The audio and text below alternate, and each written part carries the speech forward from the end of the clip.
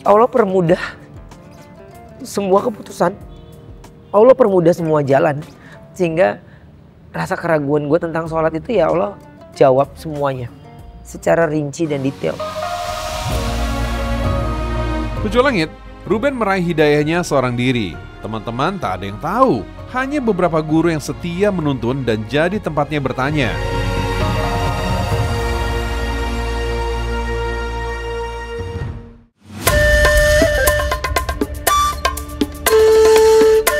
Assalamualaikum warahmatullahi wabarakatuh. Alhamdulillah, Allahumma salli ala nabiyina Muhammad wa ala ali nabiyina Muhammad. Masya Allah, episode kali ini episode yang menggugah hati saya.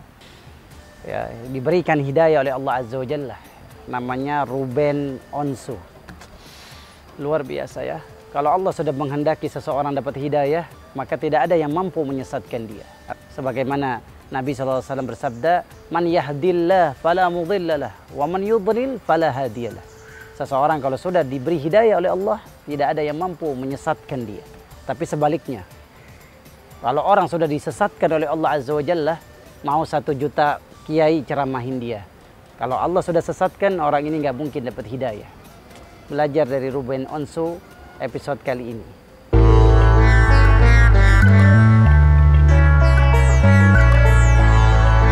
Tujuh Langit, di tengah padatnya jadwal syuting, Ruben tetap mengupayakan sholat tepat waktu. Bahkan ketika sedang on air, ia mengambil jeda untuk menunaikan ibadahnya di belakang panggung. Sujud kepada sang penguasa, Masya Allah. Ivan Gunawan, Ayu Ting Ting, serta rekan-rekannya jadi saksi. Bagaimana Ruben benar-benar istiqomah, berubah, dan menapaki jalan Allah Subhanahu wa Ta'ala dengan sepenuh hati. Oh iyalah, masa orang kalau ya ibaratnya kan Ruben kan udah mualaf kan, jadi nggak mungkin lah main-main lah. Ya semoga tetap istiqomah, selalu di jalan Allah gitu, dan bisa selalu jadi lebih baik dalam segala hal. Buat aku apa yang terjadi sama Ruben ini bukan suatu kebetulan, tapi ini memang sudah qadarullah, sudah jalani Allah, sudah menjadi takdirnya Allah. Jadi aku sebagai sahabat ya alhamdulillah bersyukur bisa berada di kehidupan dia saat ini gitu. Dan jadi saya juga kalau misal berbicara tentang ibadah, jadi ada temannya beribadah, ada temannya sholat, ada teman pengingat, saling mengingatkan. Ya seru lah gitu, karena kalau buat aku sih, kalau kita berbicara tentang ibadah itu kan tidak mengenal kata sempurna ya. Islam itu kan bukan sebuah agama turunan ya gitu. Jadi buat aku memang agama itu harus dicari juga gitu. Jadi proses keimanan, keislaman tuh harus dicari gitu. Jadi kayak aku alhamdulillah juga agama itu nggak dapat dari keluarga gitu. Jadi aku harus cari sendiri seperti apa gitu. Jadi sama seperti Ruben gitu kan. Jadi ya harus saling mengingatkan, harus cari circle yang memang bisa menggiring ke arah yang lebih baik. Aku kadang suka bercanda dengan ngetes kayak surat-surat pendek gitu aja sih.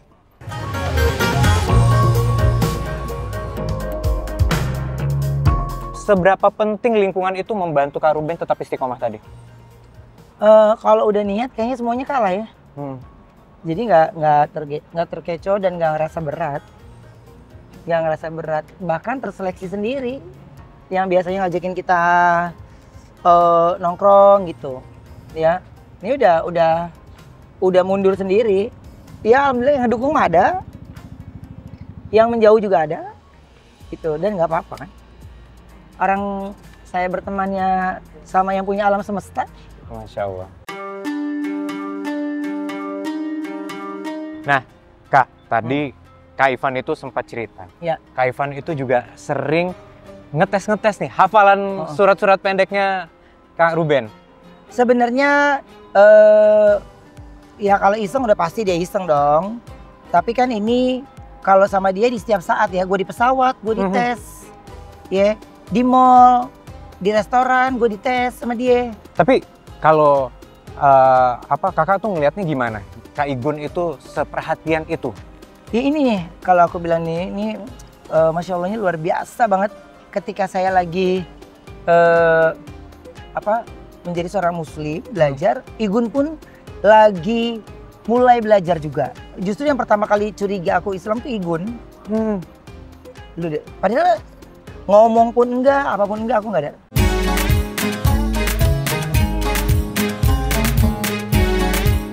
Bejo Langit, sejak menjadi muslim, Ruben merasakan hidupnya lebih tenang dan ikhlas. Hatinya lembut, mudah memaafkan.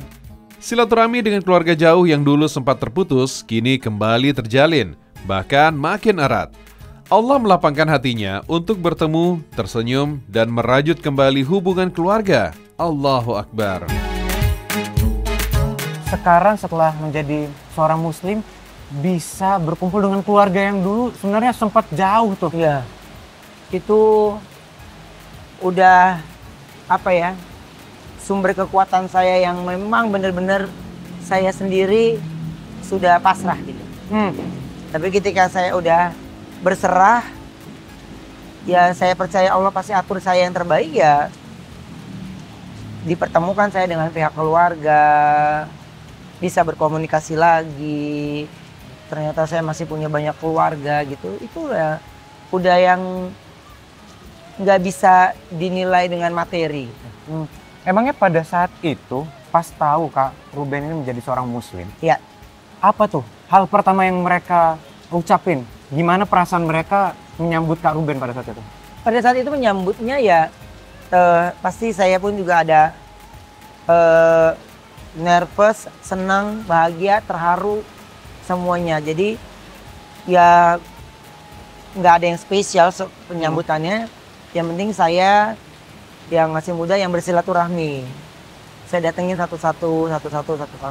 Baik, akhirnya bisa berkumpul lagi rame-rame ya? Ya, Alhamdulillah.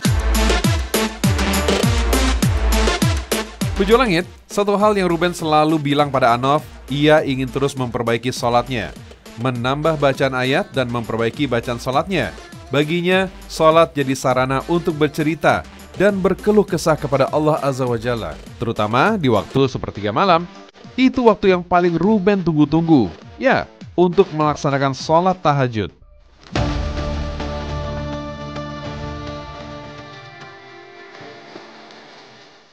Alhamdulillah, selesai juga Kak Ruben, Masya Allah. Saya juga di saat kita pengen sengaja bercerita, pasti apalagi ya, gitu. Jadi, aduh, yang ini lupa lagi, yang ini lupa ngebahas gitu, kayak ntar deh, pas sholat berikutnya deh, gitu. Kayak misalnya gini, hari ini kita syuting nih, gitu. Jadi yang aku sampaikan itu cuman ini, ya Allah, hanya ini yang bisa hamba bantu, hanya ini yang hamba bisa sampaikan sama semua sahabat-sahabat, keluarga, semuanya sesama muslim, bagaimana proses hidup yang hamba jalani. Lewat tayangan ini yang bisa menyampaikan apa yang saya rasakan.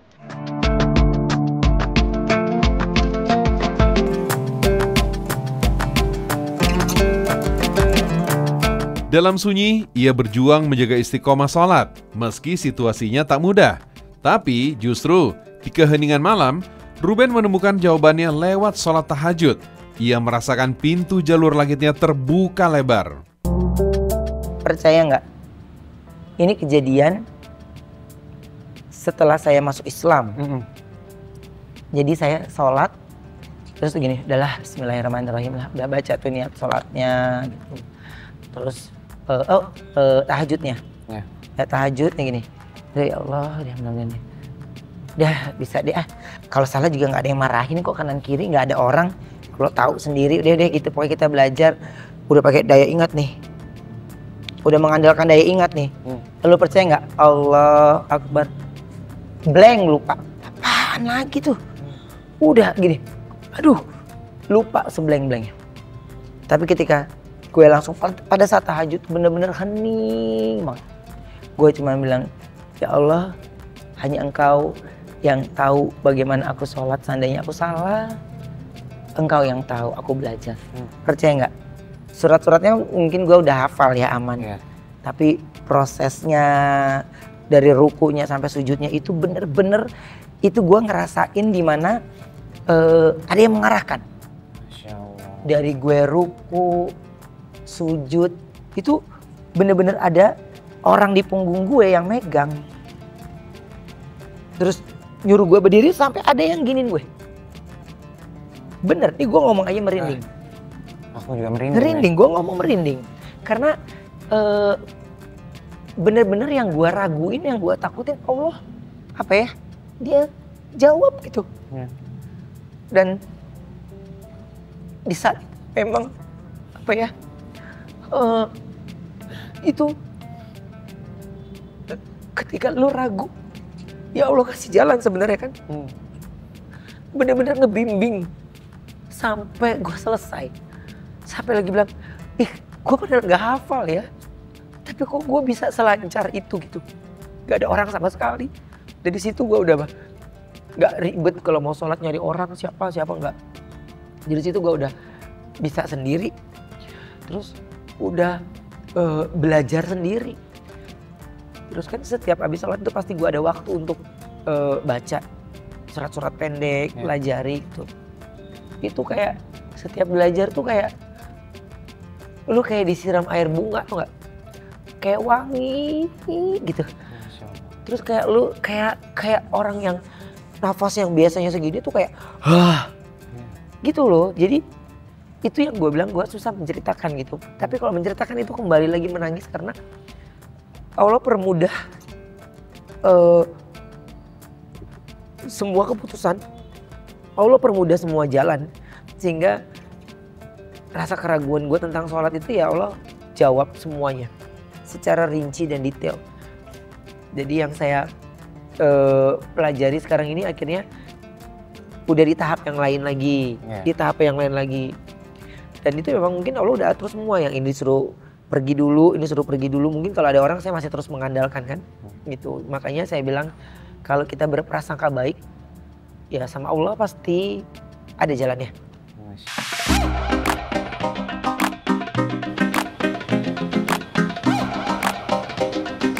Malam itu, seketika Ruben merasa merdeka dari semua keraguan. Seolah Allah sendiri yang mengobati hatinya dari luka dan kecewa dunia. Dalam pikirannya, hanya ada satu keyakinan, kebesaran Allah, dan prasangka baik kepada Sang Penguasa. Apapun takdirnya nanti, ia siap menjalaninya. Ruben merasakan hangatnya dekapan Allah Subhanahu wa Ta'ala yang meneguhkan hatinya. Dan dari sanalah tekadnya bulat untuk menyampaikan kepada publik dirinya kini seorang Muslim. Allahu Akbar. 2 hari mau menuju Lebaran, saya telepon Habib Usman, Bib. Saya kayaknya nggak ada, memang nggak ada untuk preskon karena ini adalah sebuah keyakinan yang tidak perlu diklarifikasi. Saya hanya mau membuat statement dalam sosial media aja. Oke, lo maunya gimana? Ini Bib mau bentuk video, tapi pengennya di video itu ada Habib. Karena Habib yang mengislamkan saya. Saya kepengennya Habib ke sana bantu saya bentuk video seperti yang kita lakukan kemarin. Gitu. Akhirnya bentuk video itu adalah bentuk di mana proses saya masuk Islam sama seperti yang dilakukan saya kemarin, cuman berbeda tempat aja. Dan terus ada adegan di mana Habib persis melakukan hal yang saya nggak ceritakan. Ketika lagi sholat, saya dibimbing seperti di sini, gini, persis. Allah Akbar. Sampai pada saat itu ya saya sholat itu saya gemeter banget gitu karena ini yang gue rasakan yang gue nggak bisa ceritakan gitu pada saat itu ke Habib. Udah dari selesai itu saya ceritakan lagi ke Habib. Bib, kejadian tadi, adegan tadi itu sama persis yang saya rasakan, bukan mimpi. Baru di situ saya lebih gak kuat lagi menahan air mata yang udah belas. Sampai gini, Allah, nih saya sampai di detik ini itu udah maunya Allah ya. Makanya saya bilang ketika kita sudah percaya dan tidak berprasangka buruk, ya Allah pasti kasih rezekinya. Ya.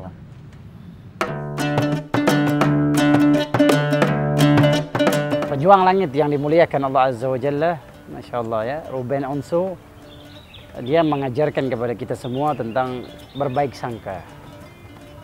Ya, baik sangka itu luar biasa. Menimbulkan ketentraman hati, ketentraman jiwa.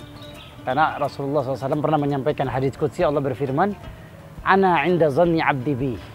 Saya tergantung husnuzon. Orang terhadap saya. Kalau orang husnuzon, saya akan berbaik sangka sama dia, kata Allah. Allah akan kuberikan apa yang disangkakan. Kalau dia buruk sangka, ya Allah berikan keburukan. Selalu husnuzon, positive thinking sama Allah. Maka Allah akan berikan apa yang baik yang kita persangkakan kepada Allah Azza wa Jalla. Jadi ini saatnya saya mengejar ketika saya masih dikasih usia, masih dikasih nafas yang panjang, masih dikasih mata yang bisa melihat, kuping masih bisa mendengar. Jadi masa untuk mengingat sholat duha aja sampai kita lupa.